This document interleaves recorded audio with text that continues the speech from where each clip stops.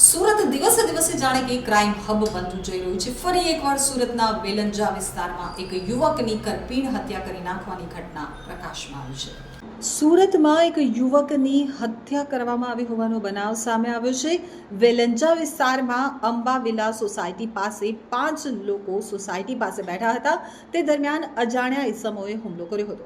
આ ઘટનામાં પારસ વેકરિયા નામના યુવકનું મોત નીપજ્યું છે. યુવકના મોતને લઈ અને પરિવાર શોકમાં ગરકાવ થઈ ગયો છે. જ્યારે આ સમગ્ર મામલે ઉત્તરાયણ પોલીસે વધુ તપાસ હાથ ધરી છે. કે 11:30 વાગે ફોન આવ્યો. ત્યાં જે રેસિડેન્સી વાળા રહેતા હતા ને એનો કે મારા પપ્પાનામાં ફાધરમાં કે અહીંયા આવો એમ, પારસ અહીંયા પડ્યો છે એમ, એને વાગ્યું છે એમ. તો અમે ત્યાં પહોંચ્યા ને ત્યાં બોડી પડી હતી અને મેં ઉછી કરીને જોયું ને તો ઘા વાગેલા હતા સપૂના ને એવા, છાતી ઉપર ને બધી. તો પછી ચેક કર્યું અને 108 ને મેં ફોન કર્યો. પછી ત્યાં ચેક કર્યું ને તો કાંઈ શ્વાસ હાલતો નહોતો. એટલે તરત મેં 108 ને ફોન નંબરમાં ફોન કર્યો. એટલે 108 વાળા આવ્યા અને પબ્લિકનું ટોળું ભેગું થઈ ગયું. પછી જાણ્યું કે શું છે બધું એમ. તો એમાં 4-5 જણા દોસ્તારો ને બધા આવ્યા કે આ માથાકૂટ થઈ છે અને આને કઈ ખબર નહોતી ને આ ભાઈ ભાગવા ગયા ને ભગાણું નહીં અને ઘા વાગી ગયો.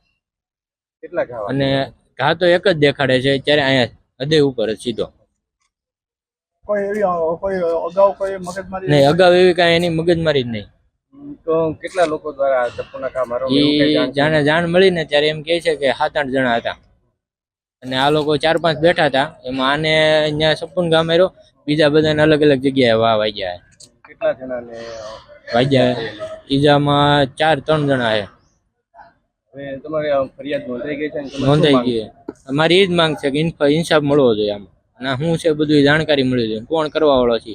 પોલીસ દ્વારા શું કાર્યવાહી કરવામાં? પોલીસ વાળા અત્યારે બધી કાર્યવાહી થઈ ગઈ છે અને જે લોકોને અત્યારે જેને કર્યું છે એ બધા અત્યારે રિમાન્ડ ઉપર આવી ગયા છે અને પકડાઈ ગયા છે અને ઘણા ખરા બાકી છે.